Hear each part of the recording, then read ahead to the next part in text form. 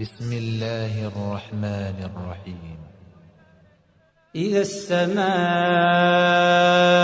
انشقت وأذنت لربها وحقت وإذا الأرض مدت وألقت ما فيها وتخلت وأذنت لربها وحقت يا أيها الإنسان إنك كادح إلى ربك كدحا فملاقيه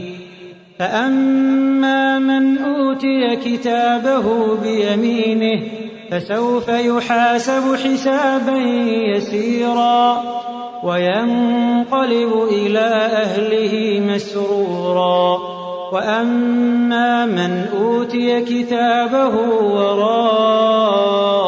ظهره فسوف يدعو ثبورا ويصلى سعيرا إنه كان في أهله مسرورا إنه ظن أن لن يحور بلى إن ربه كان به بصيرا فلا أقسم بالشفق والليل وما وسق والقمر إذا اتسق لتركبن طبقا عن طبق فما لهم لا يؤمنون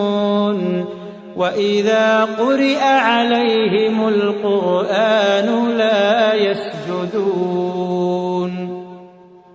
بل الذين كفروا يكذبون والله أعلم بما يوعون فبشرهم بعذاب أليم إلا الذين